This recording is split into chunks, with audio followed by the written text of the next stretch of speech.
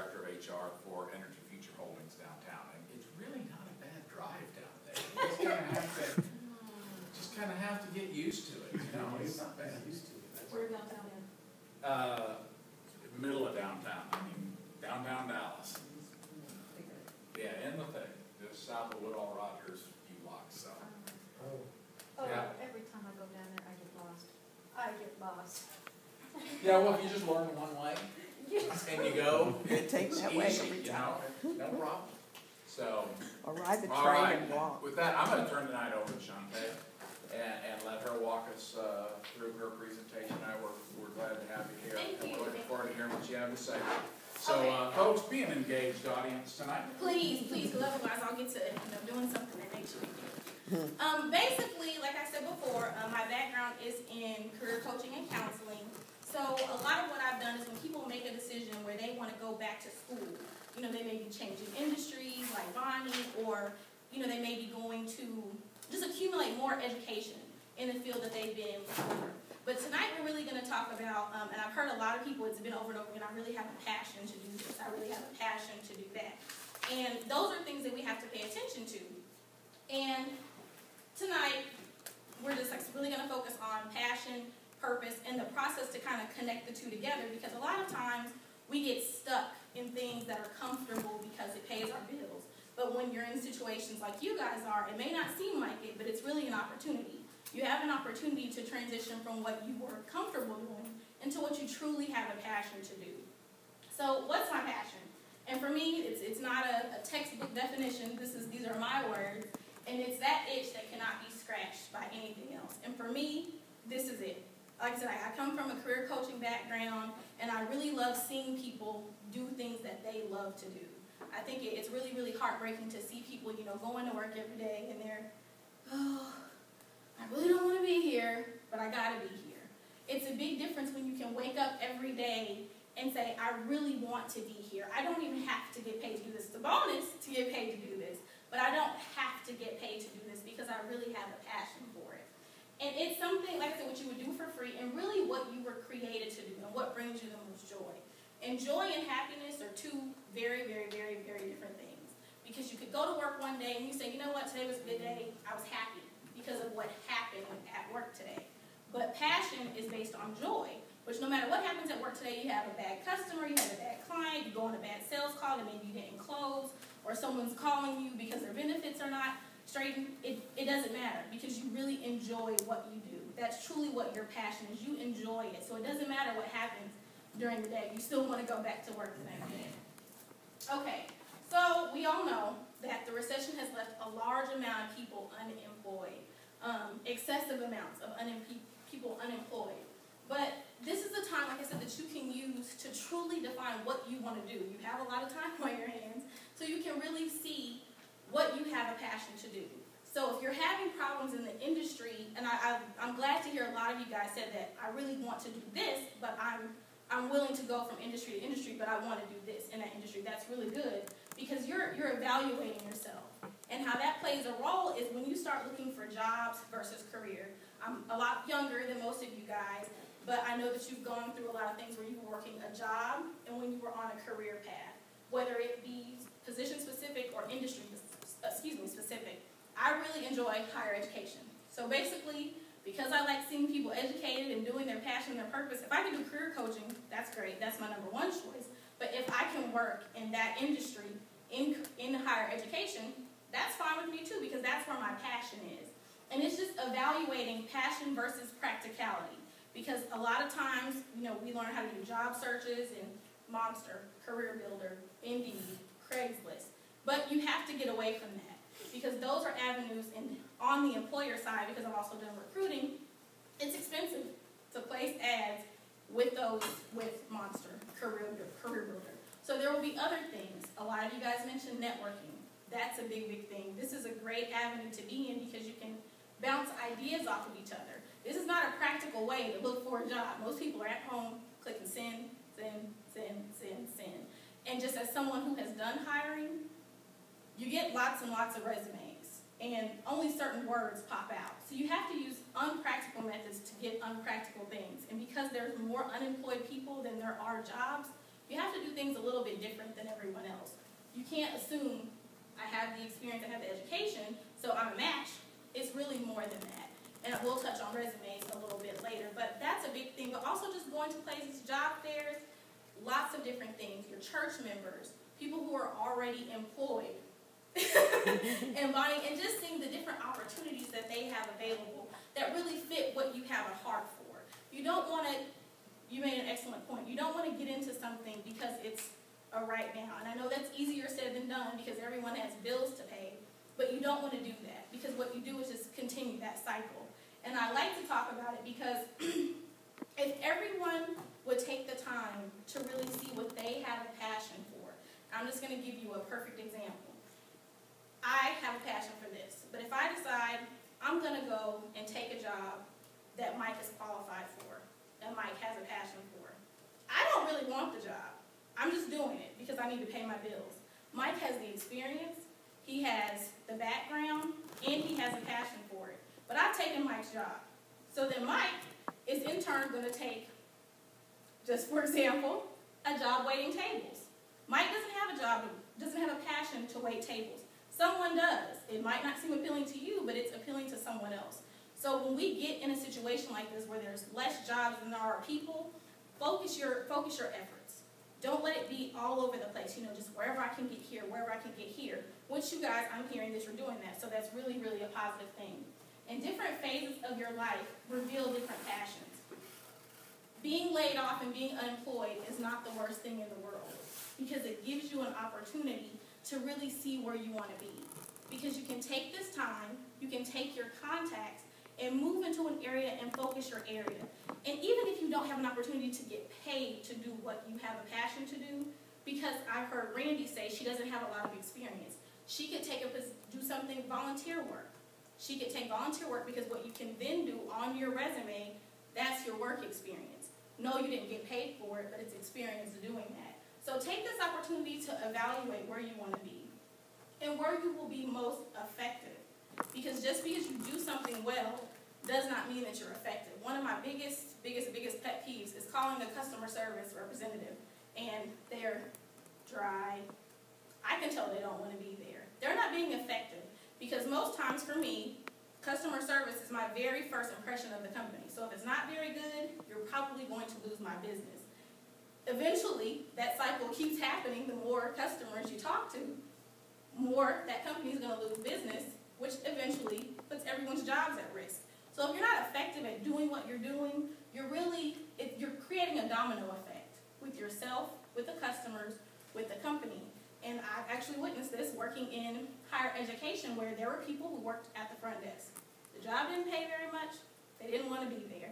Students were coming in to get enrolled in school. The impression that they got from the receptionist was very negative. They left. Students create finances. That's a profit. Profits were being lost because the people at the front desk were not being effective at the position. Yes, they could do everything that the position entailed, but they weren't being effective. And once again, this is passion. And like I said, it doesn't have to be one thing. It doesn't have to be if I'm not an administrative assistant in the real estate industry, I'm not fulfilling my purpose. That's not what this is. This is about what are you drawn to? What pulls you in? When you're in your free time, what do you find yourself doing? And if you could create a way to get paid to do those things, wouldn't that make things a lot better? If you can get paid to do your hobbies. Am I right? Mm-hmm. Yeah, okay. Just making sure. I want to get paid for my hobbies, but yeah, if you can get paid for your hobbies, what makes it even better? So then what we're going to look at is talents, gifts, and treasures. 3 different things, like we said before. Talent. A talent is something you're good at, but you may not enjoy. I'm going to use my husband for an example. He's tall. So most likely he probably has a talent to play basketball. There are some people who are tall and have a talent to play basketball, but they don't do it. They don't enjoy it. That's not their passion. So you could be talented at it, but you don't enjoy it. If you don't enjoy it, you're not going to be effective, no matter how much talent you have in that area. The third one is a gift, which is an uncanny ability to do something well and gain joy from it. So a gift would be something like basketball. Use him again. This is a gift. He enjoys it. He has the talent to do it. So this is what he does. But then on top of that, your treasure is what you value and have the ability to accumulate wealth from. That's what everyone wants to do. We want to accumulate wealth. We want to take care of our families. We want to give back to the community. Those are things that you have to think about when you're doing your job search. What could I see myself doing until, I hate to use this word because it's not a nice word right now, retire, because who knows when people will actually be able to do that. But what would I like to do for my foreseeable working future? What can I see myself doing? I don't want to waste my time. I don't want to add any more jobs to my resume because it's unattractive. And I don't want to waste the employer's time. So what am I drawn to? What's my treasure? Where do I fit? So like we talked about before, living outside of your purpose and doing what you're not called to do, what you don't have a passion to do, has residual effects. It basically just comes downhill, as we all know. So we want to make sure that when we're looking for jobs, when you're out there talking to people and making connections, that you're making genuine connections, that you don't find out this place is hiring, so I'm going to go there no matter what. That's not a genuine connection. And employers have the upper hand, as we all know right now, because so many people are unemployed. And those are things that they are now looking for. It used to be about, you have the education, you have the experience, I like you, I'm going to hire you. It's not about that anymore. It's about, can I work with you on a day-to-day basis? Do you fit with the team that I already have in place? Do you possess some of the same things that the person I'm replacing possesses? So you want to be genuine when you're approaching hiring managers and going on interviews, because those are things that they're actually looking for when they're interviewing you. They can read your resume. They know what you can do. They want to see if you fit in their organization. Okay, education versus experience. And I'm going to use Randy again as an example just because I heard her say that she doesn't have the work experience. But that's not always the deal breaker. What you want to do with your resume, which we'll get to, is get your foot in the door. You just want to get your foot in the door. What makes you attractive? What makes you attractive, more attractive than everyone else? So then when you get in the door, you will have things that you can discuss. So if you don't have that education for what you have a passion to do, that is not the end of the world. Everyone in the world cannot afford to go to college, cannot afford to take community college classes. But what can everyone do to gain education in a field that they don't have experience in? Volunteer. Volunteer. Does anybody else? Read books. Read books. Read books, but shadow someone. Someone that you know. Because if you have a passion for something, you know someone else that's probably doing that. Talk to them. Find out, what did you do? What books did you read? You can go to the library and check those books out. Self-educate yourself if you don't have the ability to go and take a class at your community college. Or, like I said, shadow them. When they get home from work, let them decompress for a little while. But pick their brain. What do you do all day at work? The internet is so vast that you can YouTube basically anything. Anything. So take the time to do that. And if you don't have the experience, volunteer. Most companies don't have the budget to hire on a bunch of people, but if you come door knocking and say, you know what, for free, that already opens their minds, I will do this for you for these many hours a week. How do you feel about that? Some companies are going to say no because they don't believe it, but there will be some that jump on that opportunity to let you come volunteer. So if you say, you know what, I want to help you guys when you are doing your yearly benefits renewal. If I can come for a few hours during this day, that'd be great. Most of the time, they will say yes. Those are skills you can add to your resume. No, you haven't been paid for it, but that does not take away the fact that you have done it. Does everybody understand what I'm saying with volunteering? And then, what can be done without either the education or the experience? And this was a few years ago, maybe six years ago, when I entered the career coaching and counseling industry. I had zero experience. And I heard a lot of people saying transferable skills. That's exactly what it was. When my resume was found online, I had a customer service background. And that's all they were looking for.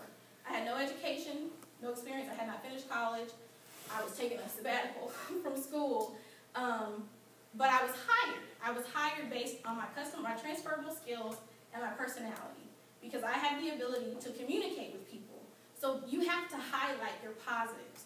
Just because you don't meet every educational experience requirement does not disqualify you from a job. Don't ever let that discourage you, because just a secret, which you guys may already be in on, those are the ideal people.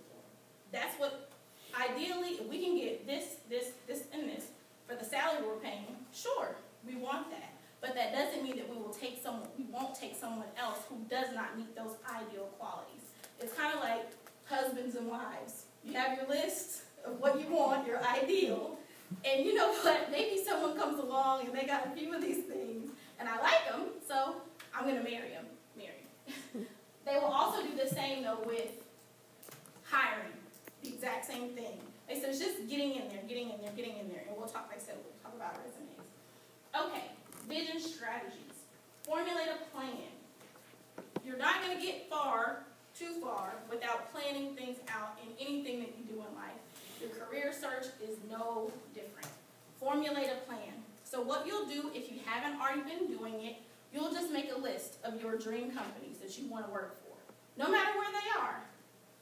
Everybody's open to going to other places, right? Not necessarily driving, but if a company required you to relocate to another state, another city, is everybody open to that?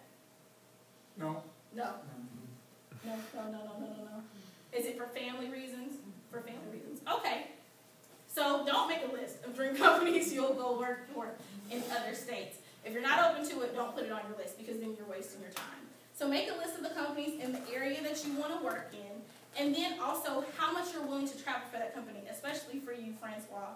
If you have to do a site visit or something like that, your home company may be in your ideal area, but your site visits may be elsewhere. So make sure that you take those things into consideration. If your company requires you to travel on your own gas, which is becoming more common than it used to be, that you're willing to drive around to those areas. At my mom's company, the marketing representatives that go into the stores, unless you travel a certain amount of miles outside of a certain coverage area, you're covering the gas for everything within. So you have to make sure that you take those things into consideration when you're doing salary. Also, in your plan, what are your ideal benefits? What are your ideal benefits? If you hear, because I'm pretty sure this has been told to you guys before, compensation is more than just the salary that you make. It's the benefits, it's the travel time, it's the level of stress. And if you're doing something that you have a passion to do, a lot of times people, the money kind of, goes out the door. It's important. It's not the number one factor, but it is important. So when you're looking at a compensation bubble, there's a couple of things that go into that bubble.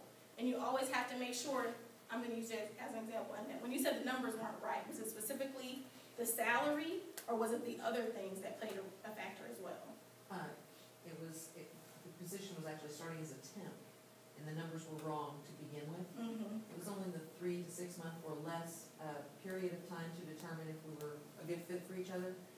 But because the number was way too low, I didn't want to go in that low, because getting where I needed to be, if they were to choose me ultimately for the position permanently, it would be harder to get there.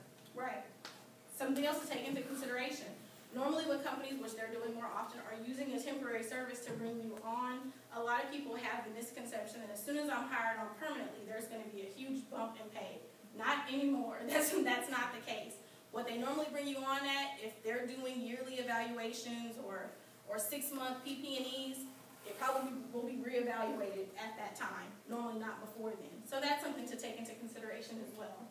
We've already kind of talked about the advantages to unemployment. Some people have told me it's an oxymoron. I have been unemployed before, and that is how I ended up here. It really is, it's a time to really hone in on who you are and what you're supposed to be doing.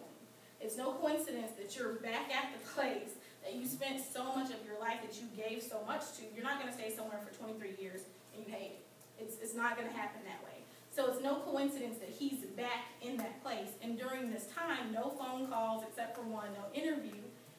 That's what he has a passion for, because I'm pretty sure if you wanted to do something else, you could have gone away to tables. Am I right? He could have, but you don't do that, because when you're focused on where you want to go and where you're supposed to be, especially at the stage that everyone is in, it's wasting your time. In the short run, it seems like woohoo, but it really isn't. It's wasting everyone's time in the long run. Evaluate how you're going to get there.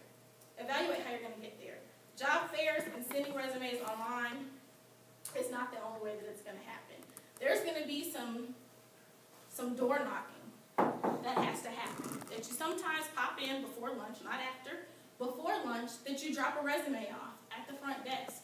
There's been times where we've had prospective employees who eventually became employees that showed up and said, you know, I saw you guys had a position posted online. I haven't gotten a call back. You know, what's going on? Manager comes out, does an interview. Not all the time, but sometimes. Because if there's people that work behind the scenes, or there's a computer that's filtering things in and out. And your resume may have gotten thrown out and it shouldn't have. Or maybe that person's been on vacation that's supposed to be pulling those resumes off the internet. So your pop-in before lunch could be an opportune time to have an interview. So be dressed, ready, prepared for your interview. Evaluate how you're going to get there. Don't do what everyone else is doing, because everyone's sitting at home, on the internet, and going to job fairs. So figure out what else you can do. Go to trade shows, especially for like the real estate industry, any conferences they hear. If it's free, go ahead and go. You're going to network. You're going to find out who's hiring, who's not placing, who's not placing job advertisements on the internet. There's other ways to get your foot in the door. And then implement your plan. Go ahead and do it. Go ahead and do it. You're working at a second job, right? You're working at a second job. You have a couple of different opportunities that you're weighing your options. Go right in. Jump in the pool to whatever you feel drawn to. Now is a better time than any. Because when you get a job, as everyone in here will be in their career soon, when you get a job, you want to be where you're going to stay. You want to take up roots somewhere. You want to be able to take advantage of a benefits plan and not have to worry about the different things that you worry about when you're unemployed. So dive in. Go ahead and do what you're going to do based on your plan. Work your resources. This is probably one of the best ways to conduct a job search that's alternative to anything else. I'm sure everyone has been doing this, but if you have not, friends, I don't know how many people who come to me and ask me, do you know any places that are hiring? I do know some places that are hiring. And then I ask them, oh, you know your friend such and such that works at this place, are they hiring? Oh, I never thought to ask them. You don't want to seem imposing on the people that run in your inner circle, but your next job could be just one question away.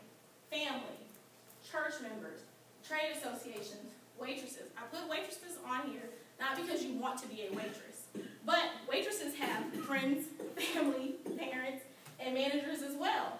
Hey, have you heard of any places that are hiring? I used to wait tables in college, and for whatever reason, when people would come in, different business people for their lunch or their dinner or conferences that were going on, we always found out who was hiring.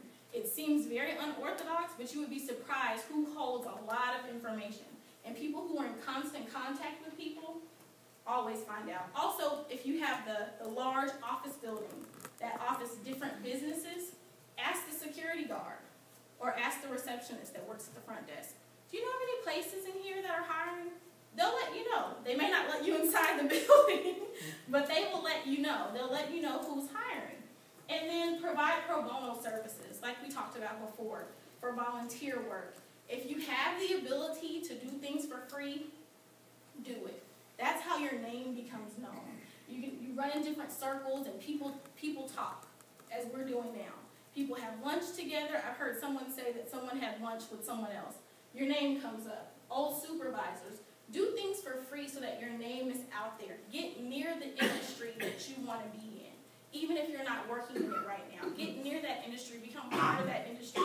Make yourself a staple. And then reinvent yourself. For some of you, this may be sounding a little bit crazy right now, but Bonnie's a perfect example. What industry were you in before? I'm sorry.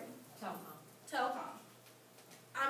Telecom and real estate are very far from one another. Very, very far. But she's reinventing herself. Is real estate a passion for you? Yes. Real estate's a passion. You have to sometimes do things that are the polar opposite of what you've been doing, especially if you feel like you've been living mundane and normal, like instead of dragging to work, I don't really want to go.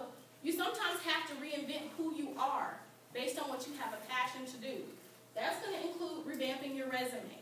How many of you guys, just by show of hands, know how to do a resume for the industry that you're going into?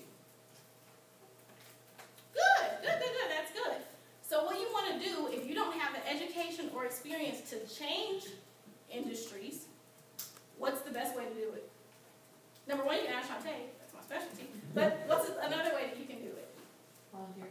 Volunteer, Google it. Google, look up resumes for real estate industry, because there are certain hot button words that those industries specialize in. So when you have your volunteer experience from what you've been doing, you're going to get those skills, and then you need to know the correct wording to put those skills on your resume.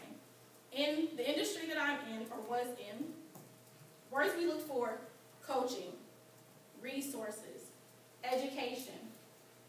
We weren't really advanced like everyone else and had an online system. We literally had to look through everyone's resume. How many seconds do you get? How many seconds does your resume get? 2, 10, 15. 7. You get 7 seconds. 7 seconds goes really quick. And when your boss is breathing down your neck to take that stack of 300 resumes down to 10, 7 seconds really, really goes quick. So you're looking for hot button words. So when you're changing industries, you need to look up the skills that those industries call for. So if you're moving to food service industry, and you know they need TABC certifications, just different certifications that they need. Truthfully, place those skills on your resume that you've gained from your volunteer work. If you haven't gained them yet, that's going to show you what direction you need to go in if you have not gained those skills or education. Mock interviews. When was the last time that some of you have a question? I wanted to make a comment Sure. based on what you were saying about hot words, keywords, words that pop. Yeah. I found in creating, it took me a long time because I was resistant in the beginning. I was very resistant. I created a LinkedIn profile. And where you get to the skills, that's very helpful for many industries, I think, to find good, pertinent keywords for what you're looking for, what you want to do. Yeah. And if you add that in, it also has a little counter on there, a little percentage graph kind of thing that tells you how much that word is actually looked for, how much it's used. So I thought that might. It is. It's excellent. Does everybody have a LinkedIn profile, by the way? Yes. Yes. You making connections on LinkedIn? Did that help you in your job search? Mine was through a friend. Oh, through a friend. What about you? What about some of the interviews that you guys had? Have any of them come from LinkedIn? Oh, Yes. lot of them. If you haven't had any from LinkedIn, it's a little stalkerish, but we're doing things unorthodox. Find the HR managers at the companies that you're targeting. They're on there. Frequently, connections are made, and then you will be able to see on the right-hand side how many people, you may be interested in connecting with these people, connecting with these people, connecting with these people.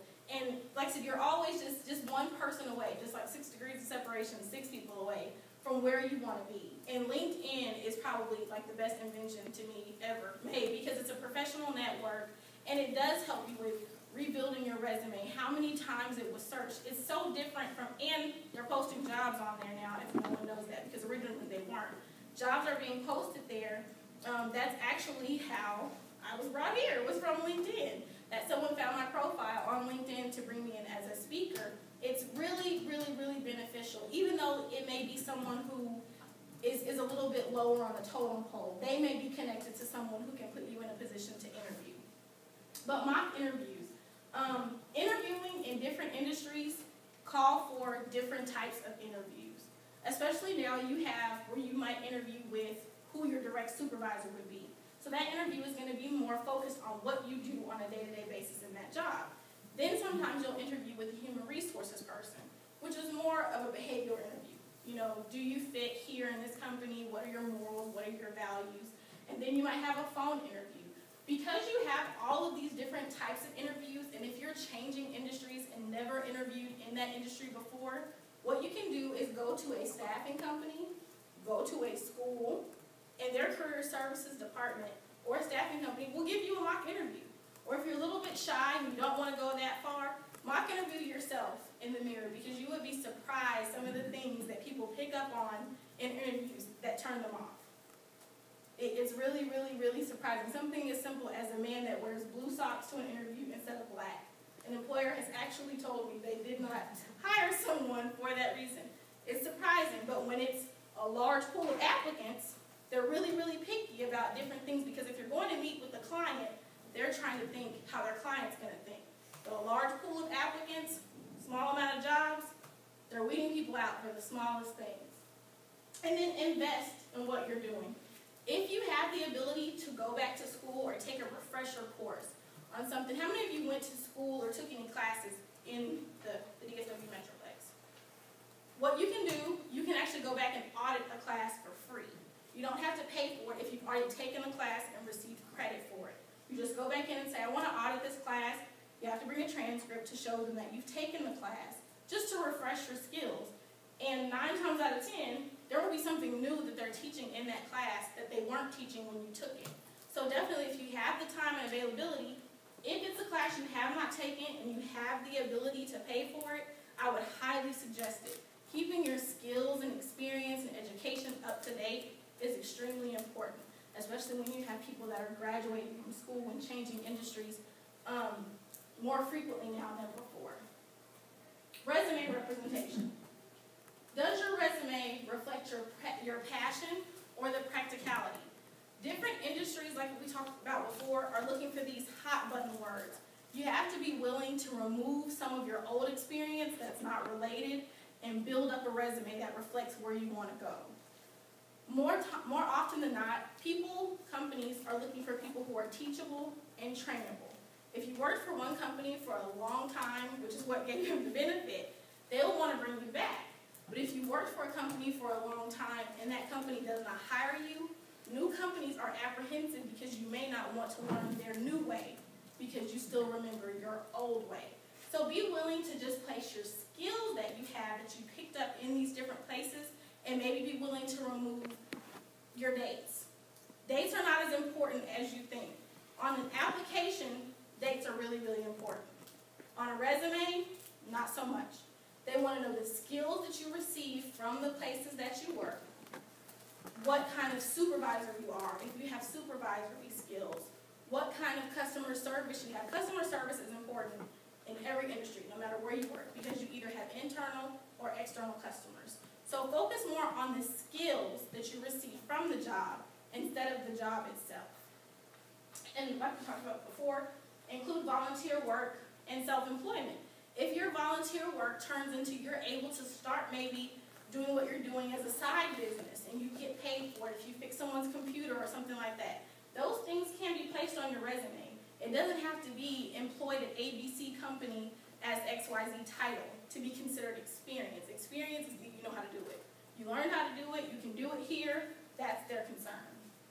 Any projects you may have completed or ministries you're involved in at church. If you're an audio-video person and you run the audio and video equipment at church, that's experience. Don't discount what you already have because you haven't been paid for it. Okay. What you want to do, what you have a passion to do, will never go away. Even if you choose to ignore everything that we've talked about, it will never go away. You'll sit at your desk and dream about it. You'll go out and visit your client and wish you were doing it. So why not now? Now is the best time because you have a choice. You have a choice to move into what you truly have a calling to do. And it's extremely, extremely important.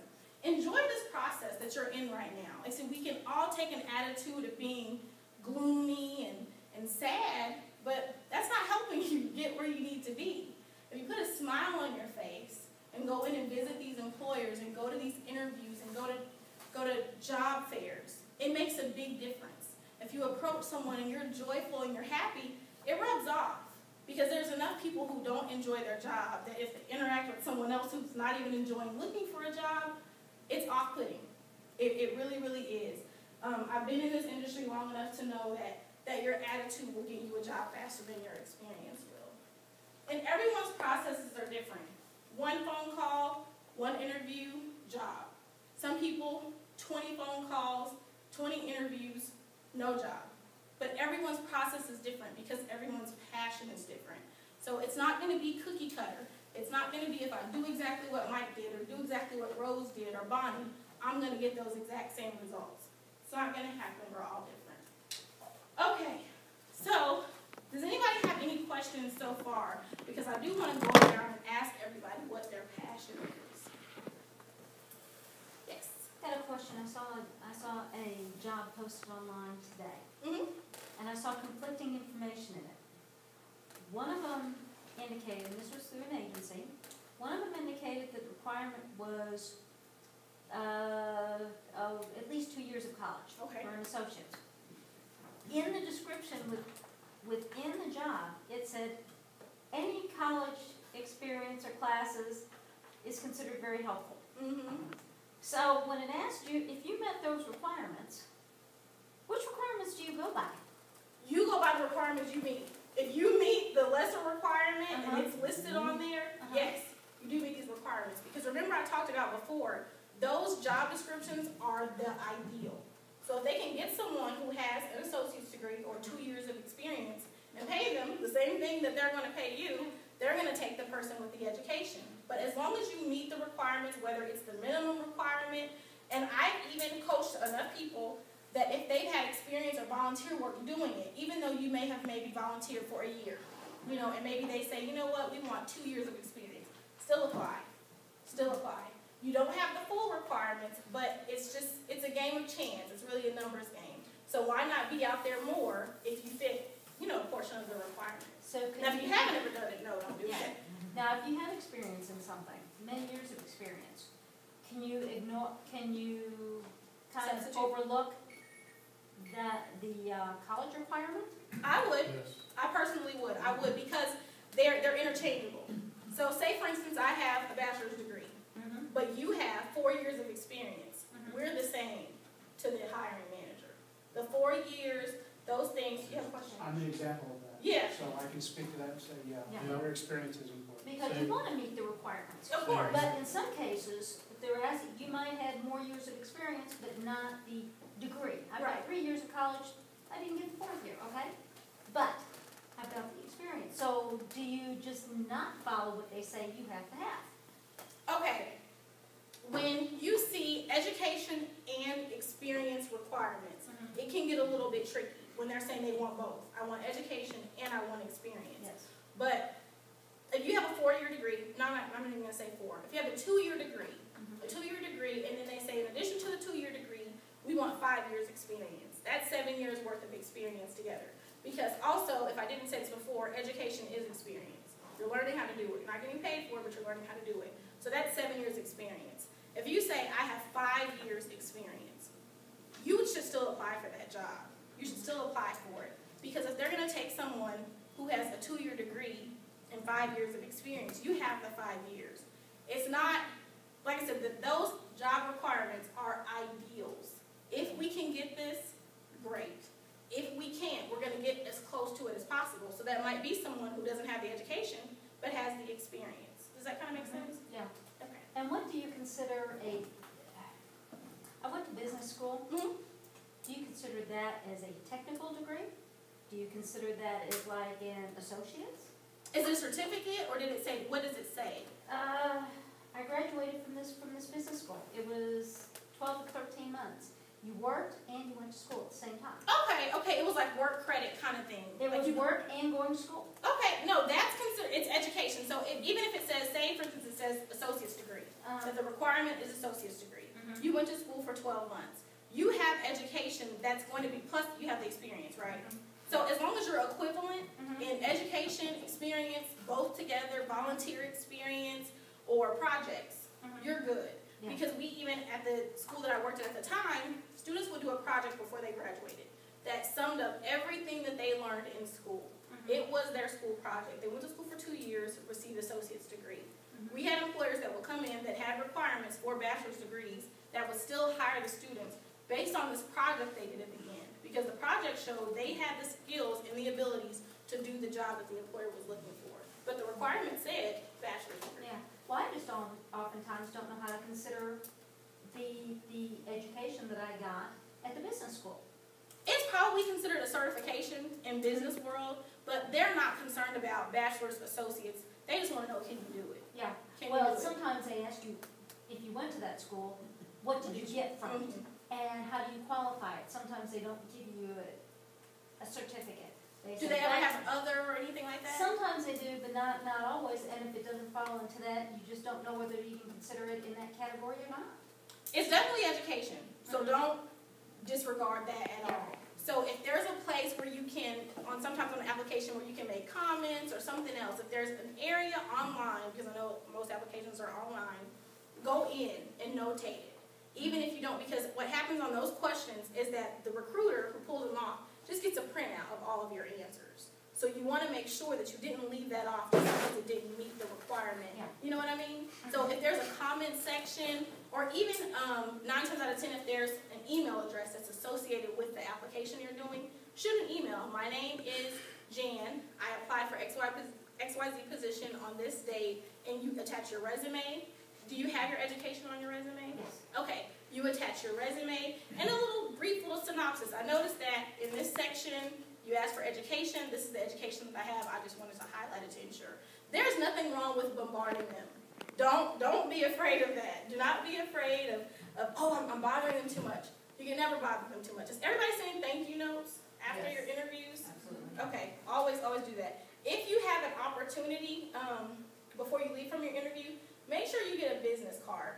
The only reason I say this is because some people, when they're interviewing you, they may transition out of their job. So if you have their business card and you have the @whatever.com, you can go back in and search for other people that you can talk to other than that person. That happened to me when I was actually interviewing. The person who interviewed me quit in the middle of the hiring process. But I was able to get in touch with someone else because, some people, even the phone numbers, go directly to their office. So then you're stuck. You only have the number directly to their office, and no one's in their office. Make sure you pick up business cards so you have at the end, and you can talk to someone. Question? And one more quick question Sure. about education before you get off or past that. PHR, what's that equivalent to? A PHR is equivalent to like 2 years of experience. Okay. You can use that in the place of, and when I'm saying this, when they ask you what education you have, don't say I have an associate's degree. You're going to transfer that to your experience section. So even if you have your PHR certification, but you haven't done anything with it yet, that's still in your experience category because you have the skills based on the certification you received. Okay. Make sense? Thank you. Did you have a question? No, I was just gonna tell her is that in some jobs, and that they'll actually specify that they want the educational requirement for the position. And then some companies actually, I don't know how many there's left, but some of them actually will only take college grads for the positions. That's true. He does have an excellent point. That is true. But I would rather take the risk of applying and they call me and or they disqualify me. You know what I mean? It's not gonna hurt you to try, but that is true. Some people will say, no, you need this degree to do this position. That's happening a little bit less than it used to, just because the state of the economy, there's people who don't have the education that are willing to take a smaller salary, and they want the smaller salary as opposed to the degree. The employer does. They want to pay the smaller salary as opposed to you having a degree. If I may comment on that, the way to circumvent that is through networking. Because otherwise I would never have had a job. I've been doing this for 17 years, but I don't have a college degree. And I've had jobs where they absolutely wanted a college degree. But through networking, you get your resume seen. Whereas if it's through like an online application, I'm out. I'll never get picked for those. But because I go behind the doors, I go through the back door, I get my resume in front of whoever's hiring, and I've been doing it for 17 years. So there's no doubt in their mind that, oh no, I'm not going to take that person because they don't have a college. So the way to really avoid it and circumvent that is the network. You should never disqualify yourself if you're interested. Right. Try. Right. You know. Exactly. I mean, and like I said, that's the beauty, excuse my French, of being where you are. Because you don't have anything to lose. You're not already working somewhere and then you leave that job to go do this and then they say, oh, no, never mind. You don't have a degree or you can't come interview. As long as you do it, you put yourself out there, it's a numbers game. The more you put yourself out there, that generates more calls. So even if you're applying for jobs, you know what? I really want to be a dog walker, but I've never walked a dog before, and they say they want someone that's been a dog walker. Apply for the job. Apply for the job. What's the worst that could happen? That you get a phone call, you get an interview, You get in front of someone. Also, I don't know if anyone has experienced this. A lot of the people who are interviewing you, if they don't choose you for whatever reason, you know, it could be salary or whatever. Have you been in front of someone who's referred you to another place that's hiring? Nobody, that hasn't happened? Let me tell you what you do. If you have the luxury of someone contacting you that they've chosen another candidate, whether it's by phone or email, this is why you have to always ensure that you put your best foot forward. Ask them at the end of that conversation, email, whatever, are there any other departments within your company or anyone else you may know that may be looking for someone that has a background like mine? Same thing as he said before. What's the worst that can happen? No, I don't know anyone. Or yes, you know what, I do know someone. And they're meeting your salary requirements, and maybe it's closer to your house. People get employed in the most unorthodox ways that you can ever imagine. So just, my main point is just to stress, do what you really have a passion to do. Use this time that you're unemployed to try new things, to apply for jobs that you never would have applied for, but you really have a passion to do it. You're interested in it. And maybe you've never taken any classes. I'm a testament. I've never in my life, before I was hired, I didn't even apply for the job. My resume was just out there and they found me. But I would have never applied for a job doing career coaching. I would have never done that. I wasn't qualified. So I thought. So just make sure that you're doing new things and trying new things and continue to stay in touch with people who do get landings, because people talk. Who are hiring. It's a lot of times that you'll see that people who newly get hired, they're the first ones to find out about other jobs. I don't know how many of you that's happened to before. You take a job and then everyone starts calling you saying, oh, come in for an interview. Oh, we processed your background. Different things like that. Keep those things in mind for people that you see, people that you come across. You just never know. You know, if you're going to the donut shop, someone in the donut shop, hey, you know someone who's hiring? I'm really looking for a job. This is my background. So what if they think you're a little bit weird? It really doesn't matter if you're where you're supposed to be. Okay, I have my contact information on here. I do have a couple of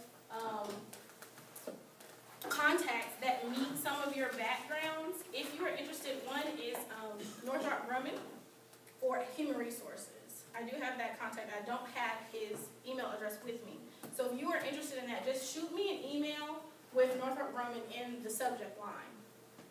Also, anyone that's interested inside sales, I do have a contact for you also. So shoot me an email. Just put whatever you're interested in. Just put it in the subject line of the email and send me your resume with it. And I'll definitely email you back and let you know that I got it. And then I'll let you know also where I'm kind of forwarding it to. But just keep yourself open to new opportunities and doing things in a new way. Because if you want to get different results, you have to do something different. Does anybody else have any questions, comments, concerns? I have found something helpful related to the keywords and, modifying your resume to meet the job description. Mm-hmm. I use Wordle.net a lot. Oh, okay. And I use that because I copy paste the job description that I'm applying for into Wordle.net and do a word cloud, and it brings out all the words keywords that are important. And then I take my resume and do the same thing and do a word cloud. And then I may go in and modify from the job description word cloud and put some of those in my resume.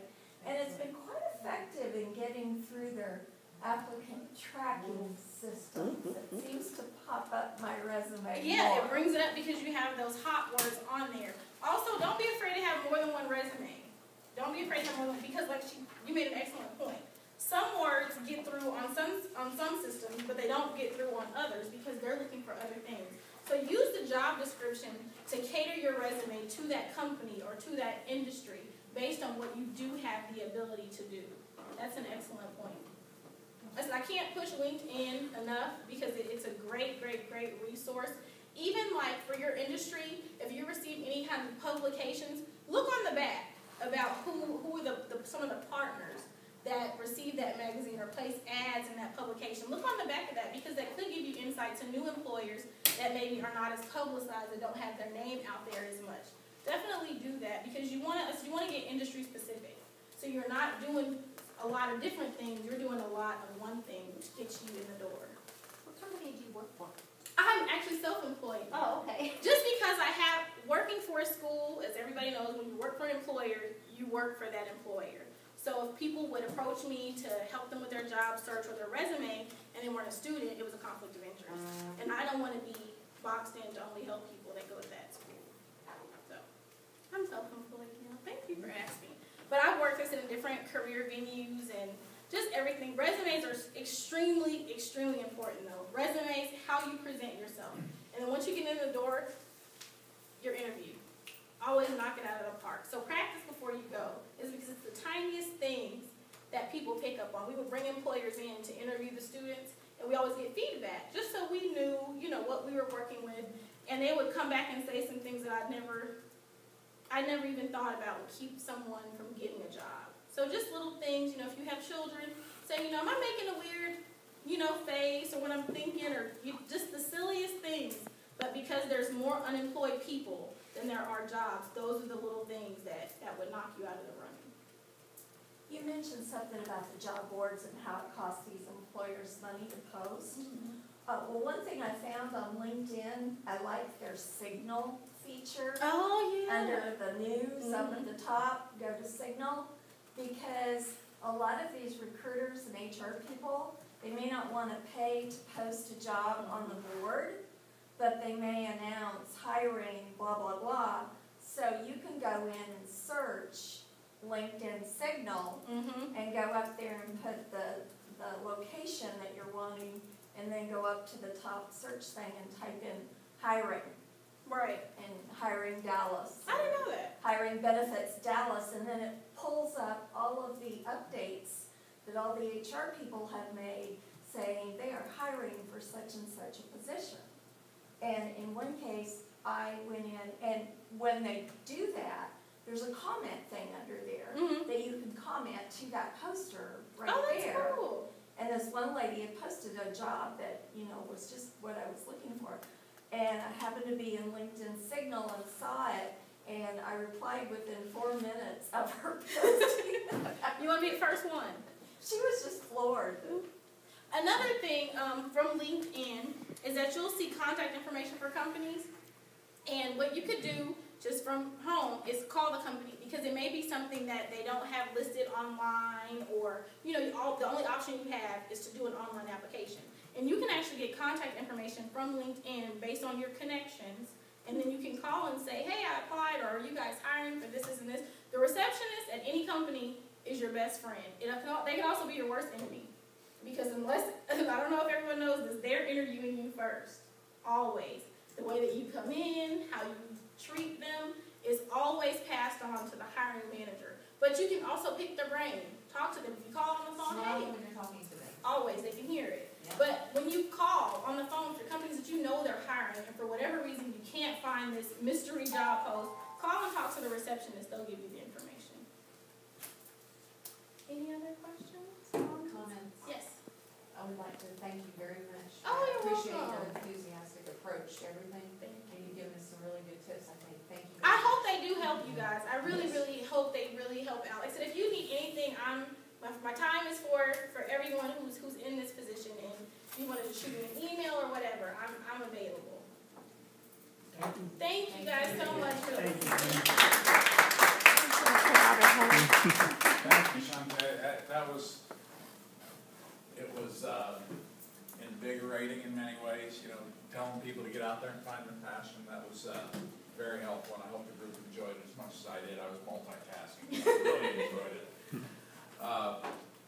Next week, we'll be talking about one of my topics. I haven't decided which one yet, so I'll figure that out. And so we have an open date, no guest speaker.